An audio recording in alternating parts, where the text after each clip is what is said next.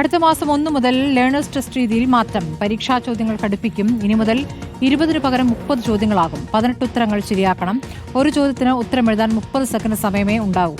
Ashwin Diego വിവരങ്ങളുമായി. Ashwin Diego, പരീക്ഷയ്ക്ക് ഇനി പുതിയ രീതിയാണ്, ചോദ്യങ്ങളുടെ എണ്ണം കൂട്ടുന്നു എന്നുള്ളതാണ്. എന്താണ് ഇപ്പോൾ ലേണേഴ്സ് ടെസ്റ്റിൽ വരുന്ന മാറ്റം?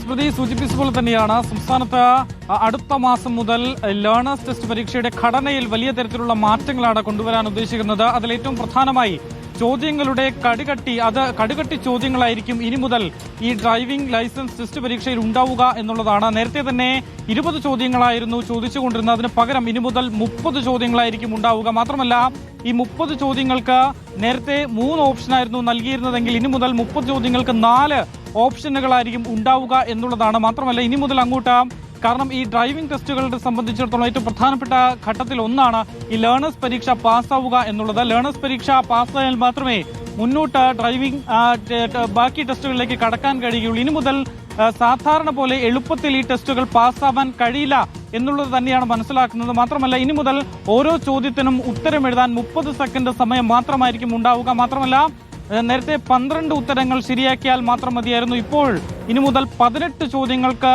കൃത്യമായ ഉത്തരം നൽകിയാൽ മാത്രമേ ഡ്രൈവിംഗ് ലേണേഴ്സ് ടെസ്റ്റ് പരീക്ഷ പാസ്സാവുകയുള്ളൂ. MVD ലീഡ്സ് ആപ്പ് എന്നൊരു ആപ്പ് പുറത്തിറക്കിയിട്ടുണ്ട്. ഈ ആപ്പിൽ ഈ പുതിയ ഡ്രൈവിംഗ് ടെസ്റ്റുകൾക്കുള്ള, ഈ ലേണേഴ്സ് ടെസ്റ്റുകൾക്കുള്ള സിലബസ് ഈ ആപ്പിൽ ഉണ്ടാകും. മാത്രമല്ല, ഈ ആപ്പിൽ ആളുകൾക്ക് ഈ മോക്ക് ടെസ്റ്റ് നടത്താനുള്ള സൗകര്യവും ഉണ്ടാകും.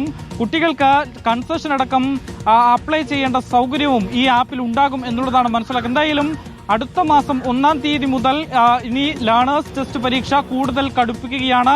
ചോദ്യങ്ങൾ കൂടുതൽ കടികട്ടിയായിരിക്കും. സ്മൃതി. ശരി, അശ്വിൻ ഡിയേഗോ ആണ് വിവരങ്ങൾ നൽകിയത്.